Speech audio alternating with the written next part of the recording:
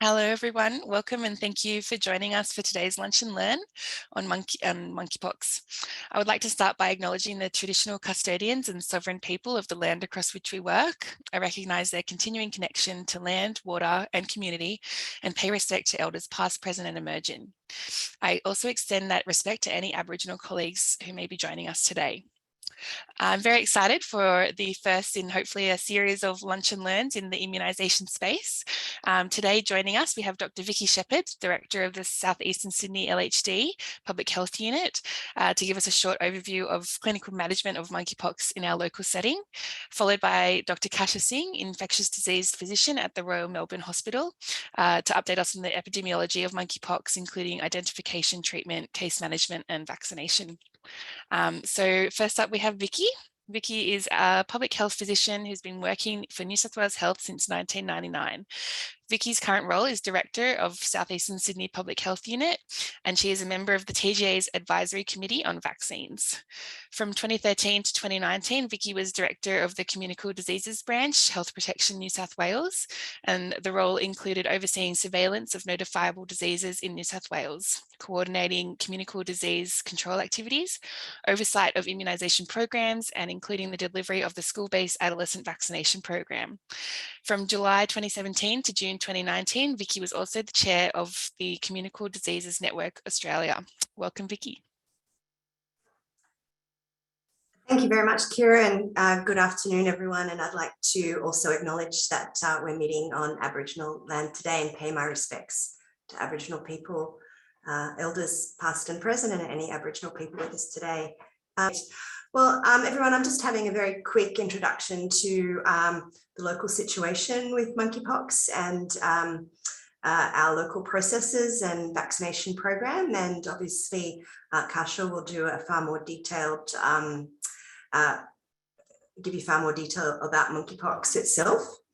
But just what we're seeing in New South Wales with monkeypox, obviously this is an epidemic curve starting from 12 months ago, and we saw our first case of monkeypox in New South Wales in May this year.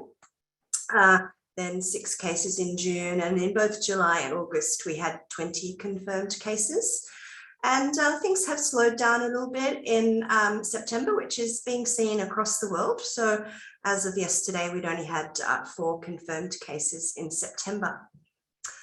So that's 51 cases altogether, and very pertinent to our region because 42 of the 51 confirmed cases are residents of South Eastern Sydney Primary Health Network boundaries. And 38 of those cases live actually in the City of Sydney bounds, 2 in Randwick, local government area, 3 in Marrickville and 1 in Burwood. So it's a very focused outbreak. All the cases are in males, aged 25 to 54 years of age, and all bar 4 of them were acquired overseas, 1 in Queensland, 1 in Victoria, and this month we have seen 2 locally acquired cases acquired in Sydney. All our cases were acquired through, were men who have sex with men, but rarely have they identified the source of their infection. Most of the cases have been tested and managed by publicly funded sexual health services, but there are a number that have been identified and managed in general practice. And I think quite notably, the recovery is quite prolonged in this illness, and we have seen people needing to isolate for up to 5 weeks. Of course, since then, there has been a little easing of the public health restrictions, but nevertheless, I think that just kind of demonstrates the problems that this illness causes for people who are infected. The clinical management hasn't changed in New South Wales. So the processes on August 8th, there was a GP alert, and these are still the processes that we refer general practice to. Obviously, it's notifiable, and GPs are directed to Sexual Health Info Link for any advice needed on management. But of course, you're always also welcome to call the Public Health Unit for any particular questions you might have. And I'm sure Kasha will go into this in more detail, but any kind of assessment of a suspected case best done through telehealth, but if in-person consultation or testing is necessary for you and any practice staff within 1.5 meters of the person to be using contact, droplet and airborne precautions. This is just really a summary of the processes for managing suspected monkeypox cases in general practice. So the person presents with meeting the suspect case definition, then either call SHIL or out of hours the Infectious Diseases unit at Westmead for advice. They will help you assess the pre-test probability, and if it's high, give instructions about collecting the correct swabs or referring to infectious diseases or sexual health services for assessment. If it's low, we go down the route of routine swabs, but still the person having precautions.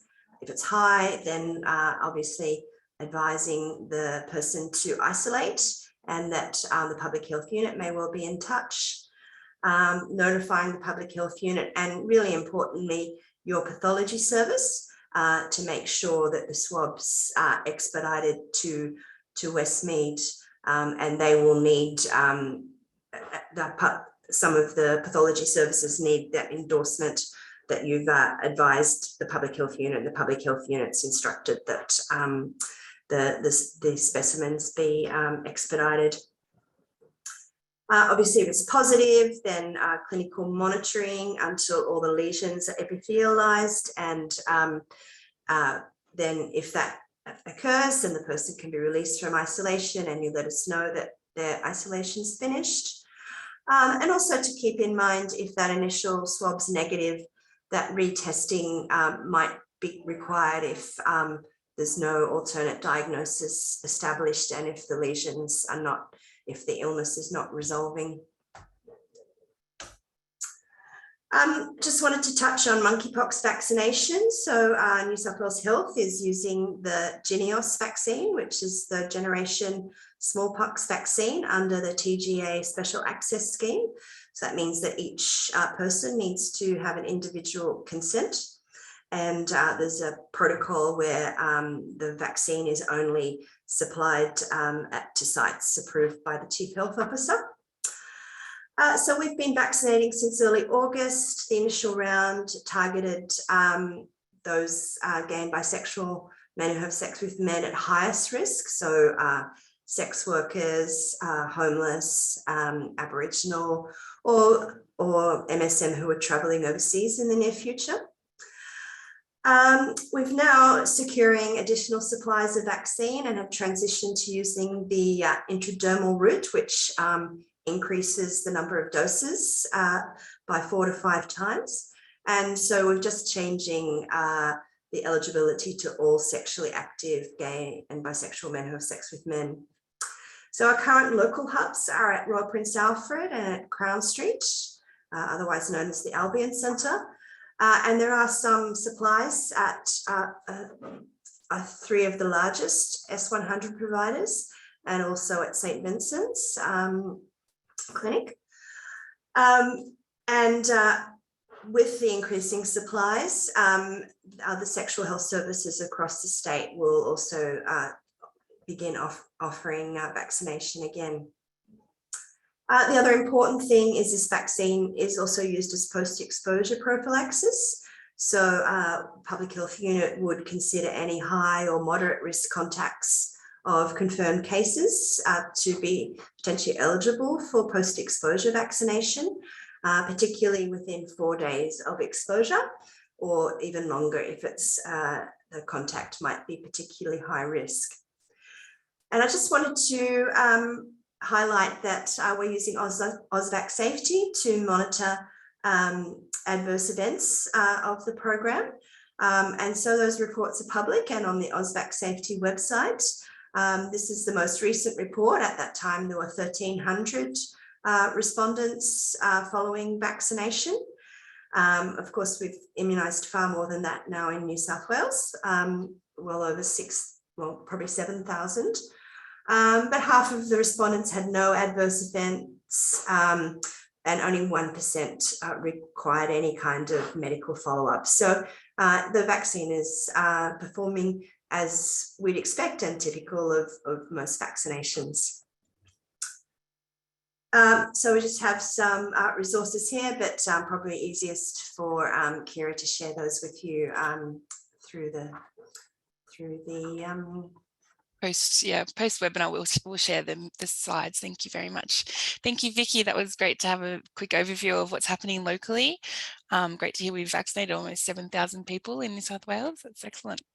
I will let everyone know, please put any questions in the Q&A box and we will answer them. We'll go through a Q&A after Kasha's talk. So yeah, please put them in now as they come to mind, and we'll go through them at the end. Next up, we have Kasha. Dr. Kasha Singh is an infectious diseases physician at the Royal Melbourne Hospital and a clinical researcher based at the Peter Doherty Institute of Infection and Immunity in Melbourne, Australia.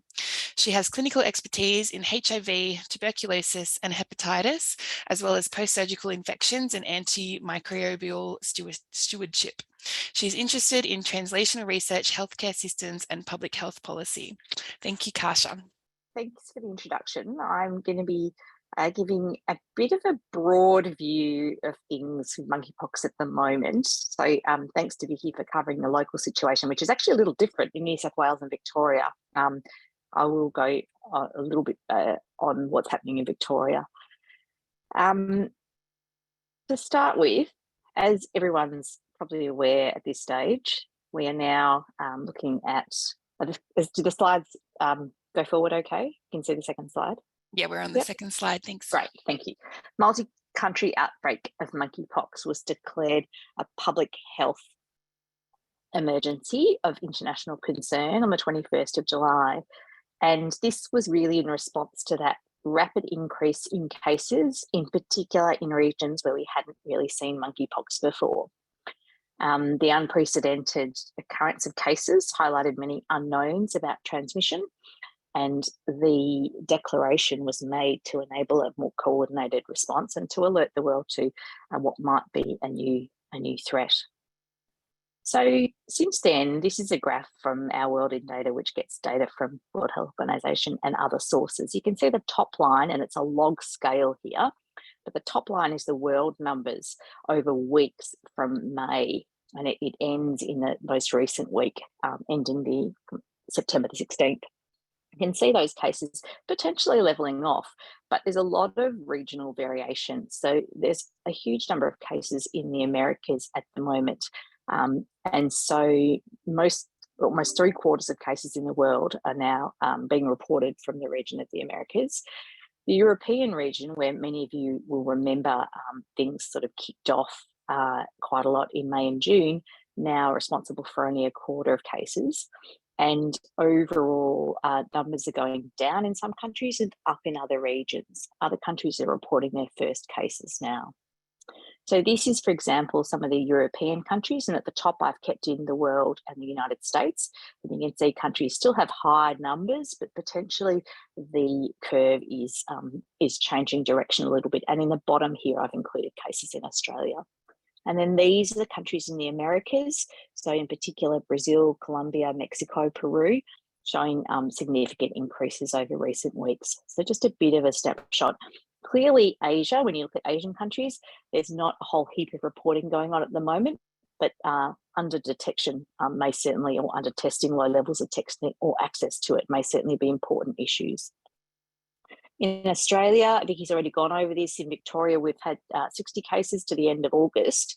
A higher number than you've had have been acquired locally, and they're under investigation at the moment about exact transmission networks, although the vast majority are via sexual encounters where the source can't be contacted. They had all been transmission, has all been in Metro Melbourne as yet, and they've all been cases in men 8 of the individuals have been hospitalised and 5 have received the antiviral tecovirimat as part of that hospitalisation. Just briefly, a lot of you will recall the issues around what was once known as the Wuhan virus, where we had a lot of questions about the appropriateness of naming an infection or anything else after a particular region or group of people. And this has come up again with monkeypox. So renaming is underway so that we now have the possibility of Mpox, and certainly that clades have been renamed already into clade 1 and clade 2, with the actual name of the virus still up in the air at the moment.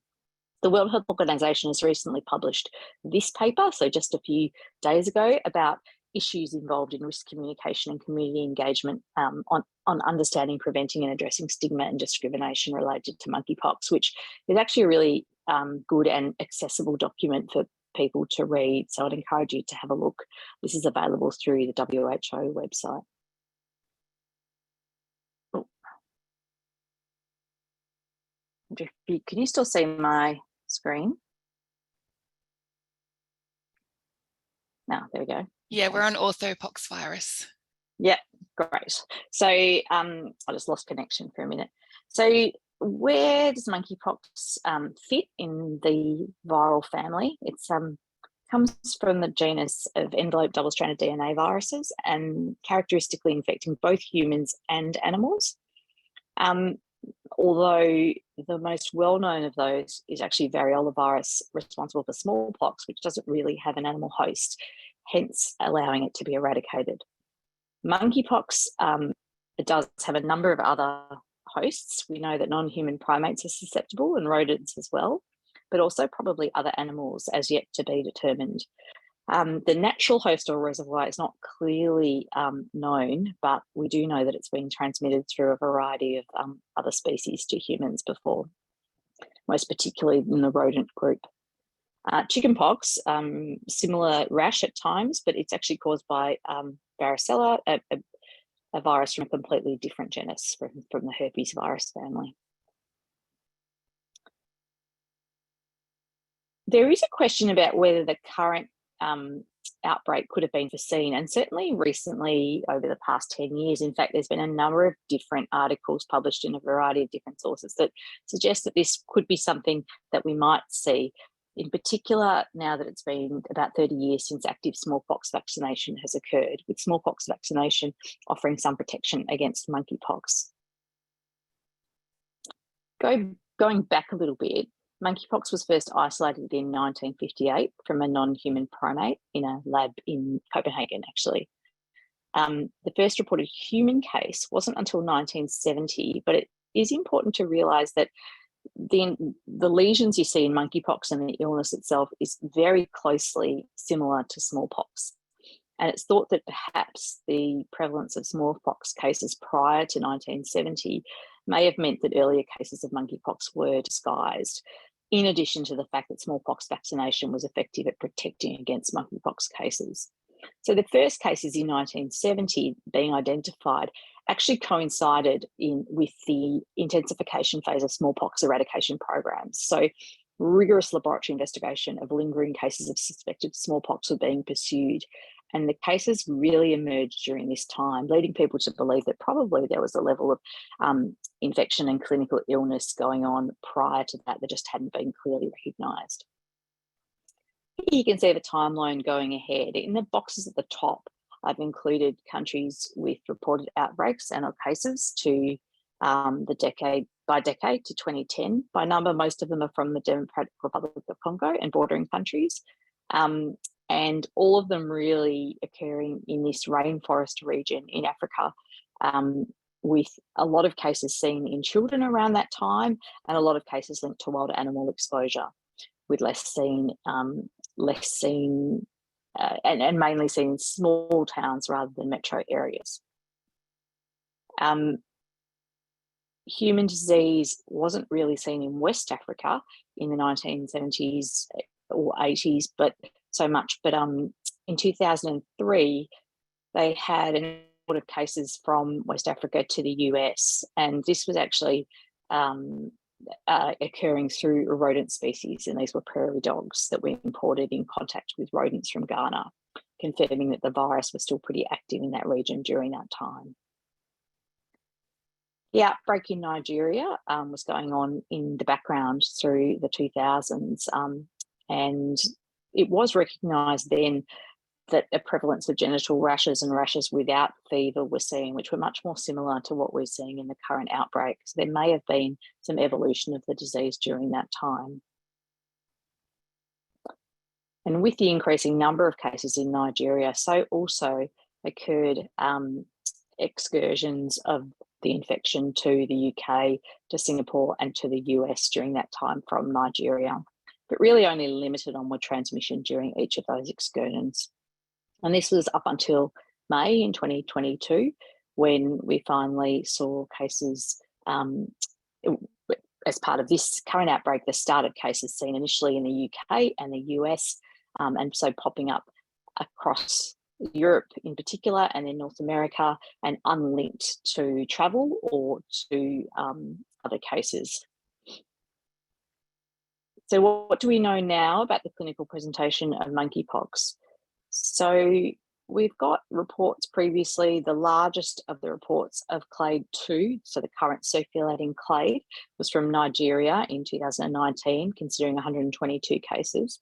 Recent reports since May 2022 have been mainly from sexual health clinics, with a few different series considering over 100 cases.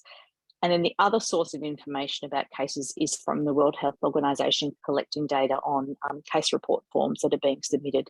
And that's collected over 30,000 case reports now. So this is the information that's been collated. And it's interesting to see, so previously reported characteristics of the infection were in particular the occurrence of a prodrome 1 to 5 days before the onset of the rash, which was noted to start on the face and then spread to other parts of the body, including the palms and the soles, eventually forming a scab which fell off. Lymphadenopathy was known to be quite prominent. The characteristics of recent cases that have been different to previous reports have been its occurrence largely in men who have sex with men, the lack of a prodrome, so a rash occurring in isolation, the location of the rash, which has been in the anogenital region in many cases, and then a couple of other things, in particular, the occurrence of asymptomatic infections and the predominance of complications leading to hospital admission and treatment. So in particular, pain, secondary infections, and then a couple of cases in encephalitis. So to present some of this data, these are all the studies that have been published that I mentioned before. The green is one from 2019 from Nigeria. The blue are from Europe. So Thornhill has the multi-country report published in the New England Journal, and then 2 case series from the UK and 1 from Spain, and the World Health Organization RFs in orange on the right-hand side. And that's over now over 30,000 cases reported there. So looking at some of the characteristics, you can see this infection predominantly affecting young men, so with a median age of about 38 to 39, late 30s, contrasting to slightly younger group affected in the Nigerian outbreak. And then transmission, predominantly sexual transmission reported in many of these series, and a relatively high prevalence of HIV of around over 40% in many of the series. Concurrent diagnosis of other STIs has been notable, and a couple of the series have reported high exposures of men, high levels of not only other STIs, but also individuals and HIV, but individuals taking PrEP. So these have been associations reported from a prodrome. So we talked about there being a lack or less commonly a prodrome, and you can see this varies from around 50% in many of the series to as low as 36%. They do get systemic features, but they may be following the onset of rash, and so fever being relatively common in most of these series, but probably less than seen in Nigeria in 2019. And amongst other symptoms reported, those most frequent are headache, myalgia, sore throat, and fatigue. Lymphadenopathy is seen again in a variable proportion. The World Health Organization case report forms report that in only about 30%, but over 50 to up to 85 in other series. So the skin rash is certainly almost universal in these reports, but does seem to vary in terms of distribution. So site of rash, you can see anogenital by far and away the most common, although slightly less common amongst the WHO CRFs, and certainly also common in the 2019 report from Nigeria. A variety of different skin lesions have been seen in terms of morphology, and the evolution of those lesions, although a classic description is evident, some of the descriptions in the case report forms do vary from that. There's also a significant number of cases around the oropharynx, which is important to realise, and tonsillar lesions or the oral mucosa. In terms of complications, proctitis and anorectal pain have been seen in a significant number of cases, around up to about a quarter, although much less frequent amongst the WHO CRF reporting. And significant other complications, pharyngitis limiting oral intake, and penile edema requiring admission for pain relief. Antibiotics given in around a quarter, hospital admission in some cases for pain relief, some cases for antibiotic administration, highly variable between case series. And what about fatalities? Well, amongst the Nigerian outbreak cases in Africa, there have been 7 deaths reported. The World Health Organization to date has reported 20 deaths. None of the case series written up so far during this current outbreak that I've discussed here had talked about deaths. So they had no deaths amongst any of the individuals there.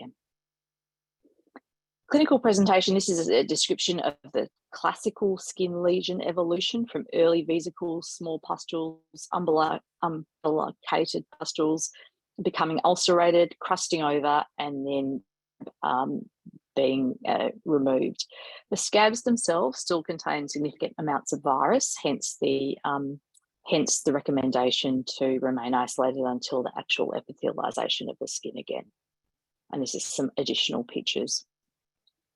It is important to realise with the lesions being on different parts of the body, including mucosal surfaces, the appearance can be a bit variable. And this is from one of the Lancet articles, which demonstrates some of the appearance of lesions in anogenital region and also in the oral mucosa, as well as over the face. What about, I mentioned asymptomatic infection previously. So asymptomatic infection has been found in a couple of the European series, looking at samples that were collected for other STI screening. And both of these series of around 200 patients found small numbers, but still significant, of positive monkeypox virus PCR positivity. So in 4 out of 224 and 13 out of 200 cases. In some, the disease became clinically evident later on. In others, it remained asymptomatic. Serology was found to be positive in individuals in whom monkeypox virus was detected, indicating true infection. It is not known as to whether asymptomatic viral shedding is possible that may then lead to transmission, but this is an area, I guess, to be aware of more than to be super worried about at the moment. We don't really know very much about the numbers of deaths so far. We do know that they've been limited, and in particular limited in the European and American regions, but they have occurred and mainly are dominated by people with significant immunocompromise. But there have certainly been deaths in previously well individuals, and the complication that seems to have occurred is encephalitis. So this provides some of the details of the cases that we're aware of. So just to summarise clinical presentations, transmission seems to be related to intimate contact and is largely an MSM, but the World Health Organization also provides some clinical details on their CRFs from their data website about non-MSM related predominant symptoms, which is also worth looking at. So still seeming to be related to intimate or close household contact for transmission, but the presentations do vary a little.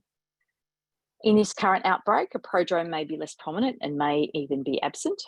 The rash may therefore predate systemic symptoms and may be perhaps atypical from what we might read in the textbooks. Genital lesions appear to be common. The main complications being experienced that may lead to hospital admission are related to pain in particular pain from rectal and penile lesions. There does seem to be detected asymptomatic infection, but how important that is in overall transmission is not yet known. So just moving on briefly, diagnostic testing, sampling, Vicky did mention PPE required. So this is droplet precautions, contact precautions and splash. And N95 is recommended in a hospital setting, but it is worth mentioning that airborne transmission is much less common than for something like COVID, for example. So aerosolization is known to be an issue with transmission previously from, changing or contact with bed linen from shed virus in there, but actual transmission, airborne transmission from a patient is probably fairly uncommon, with pulmonary infection also occurring, but not being particularly common. In terms of where to sample, so sterile dry swab from at least 2 open or active lesions is worthwhile. Deroofing has been discussed. It may not be completely necessary. So vigorously rubbing the bottom of a lesion is probably the most important thing. In someone who has severe anorectal pain or throat pain, a pharyngeal swab may be important. Levels in the pharynx are probably less than in a lesion, but they are detectable.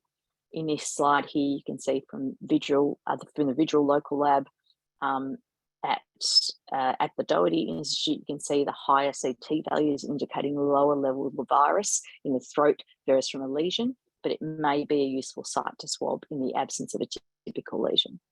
The anorectal mucosa, also hard to examine, but is swabbable in the event of pain. You can also use that as a sample. Also detectable in urine, but probably transient and probably not as high levels. It's important to notify your local laboratory, and jurisdictional differences are around in terms of who can and should be tested. So you should check your local regulations. Double bag for transport, refrigerate. Samples can be refrigerated at 4 degrees for up to 7 days if there's going to be delay in transporting. I want to highlight how important it is to consider both differentials and co-infections. So things like that can also cause a rash, measles, VZV, syphilis, HSV, chancroid, molluscum, LGV, and screening for other STIs at the same time might also be appropriate. Results can be available pretty quickly, but transporting to the lab is important. Working out a pathway for that to occur quickly, it will be useful. There are commercial assays in development, not yet TGA approved, and blood for serology might be useful going forward, but there is cross-reactivity with orthopox viruses, other orthopox viruses, and vaccination. I mentioned previously that a number of the Victorian cases have been treated with tecovirimat. This is an antiviral that we do have available in limited quantities. The other treatment is with vaccinia immunoglobulin, the blood product. At the bottom, you can see highlighted, we do have Australian human monkeypox treatment guidelines that are available online, and I'll refer you to those rather than going through this in detail. Suffice to say that most cases are self-resolving. Treatment really with specific antivirals or vaccinia are really only indicated in a few different cases. So severe disease, of course, in those at high risk of severe disease related to immunocompromised status or in children or pregnancy, and when infection occurs in areas where complications or there might be issues related to the infection are high, and the eye in particular is something to consider.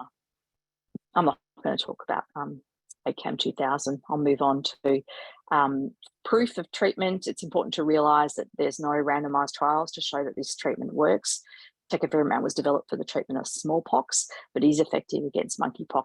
It's not known how much of a difference it would make in most cases. Fortunately, there are trials going on in parts of the world, so people will be familiar with these groups who've undertaken good COVID trials, and they're also looking at trials for monkeypox. So we'll watch that space with interest.